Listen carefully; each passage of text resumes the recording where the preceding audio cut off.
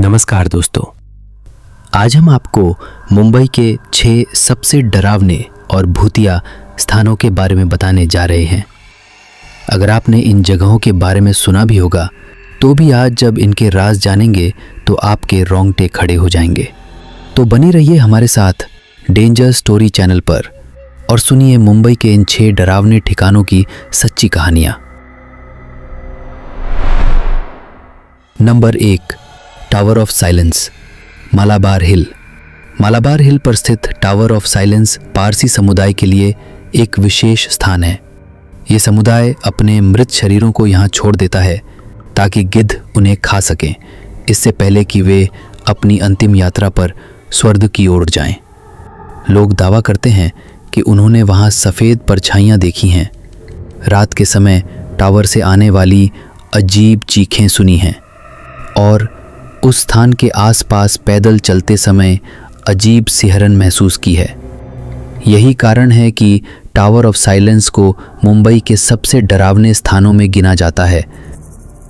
Number 2, मार्ग and मद island road. प्रेम की यादें जिनका अंत मृत्यु में होता है सबसे दुखद होती हैं और आत्माएं सबसे ज़्यादा पीड़ित। ये सड़क जो पेड़ों और अंधेरे हिस्सों से ढकी हुई है, कहा जाता है कि यहाँ एक युवती की आत्मा भटकती है जिसे उसकी शादी के दिन बेरहमी से मारकर घने जंगलों में फेंक दिया गया था। तब से लोगों ने कई बार उसके दिखाई देने की घटनाएं बताई हैं।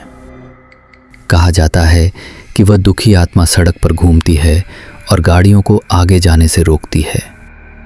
ऐसा माना जाता है कि इस हिस्से में कई दुर्घटनाओं की वजह वही युवती रही है। Number 3, Santa cruise. ये मुंबई का वो इलाका है जो पीड़ित आत्माओं की कहानियों और उनके अड्डों के किस्सों से भरा हुआ है। यहाँ एक महिला ने अपने पति से झगड़े के बाद आत्महत्या कर ली थी। चूँकि वह बहुत दुखी होकर गई थी, कहा जाता है कि उसकी आत्मा अब भी इन गलियों में भटकती है। ये भी कहा जाता है कि जब उसी महिला की आत्मा आसपास होती है तो कुत्ते के भौंकने की आवाज़ें अक्सर सुनाई देती हैं। यही वजह है कि इस जगह को मुंबई के सबसे डरावने स्थानों में गिना जाता है। नंबर 4, नासरवंज वादी। महिम स्टेशन के पास स्थित नसरवंज वाड़ी मुंबई की एक और डरावनी जगह है। लगभग कई दशक पहले नसर की बेरहमी से हत्या कर दी गई थी और उसका शव पास के कुएं में फेंक दिया गया था।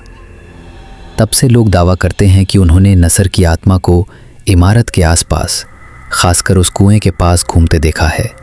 कहा जाता है कि आत्मा तब आक्रामक हो जाती है जब उसे लगता है कि लोग उसके रास्ते में रुकावट डाल रहे हैं।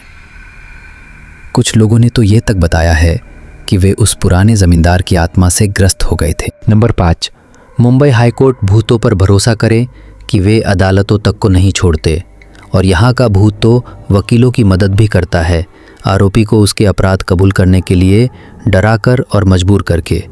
कहा जाता है कि आत्मा एक विशेष अदालत कक्ष में भटकती है और कभी-कभी आरोपियों को इतनी बुरी तरह डराती है कि वे अक्सर अपने अपराध कबूल कर लेते हैं। इस जगह की और भी दिलचस्पी बढ़ा देती है इसकी विशाल गोथिक 18वीं शताब्दी की इमारत, जो डरावनी कहानियों के लिए एकदम सही पृष्ठभूमि प्रदान करती है। Number 6, Ram Saket building. ये मुंबई के उन डरावने स्थानों में से एक है जो एक मासूम भूत के लिए जाना जाता है।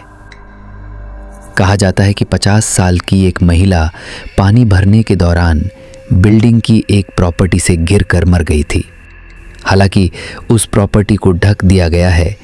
कहा जाता है कि उस महिला की आत्मा कभी भी परिसर छोड़कर नहीं गई। कहा जाता है कि वो हर अमावस्या या नई चांद की रात को उस जगह के पास पैदल चलते हुए दिखाई देती है जहां उसकी मौत हुई थी। ये परछाई हर किसी को डरा देती है और ऐसा लगता है कि वो निवासियों के साथ बिना ज़्यादा डरावनी हरकतों के शांतिपूर्वक रह रही है।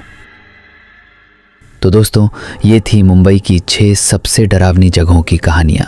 अगर आप भी ऐसे ही डरावने किस्से सुनना चाहते हैं तो जुड़े रहिए डेंजर स्टोरी चैनल के साथ।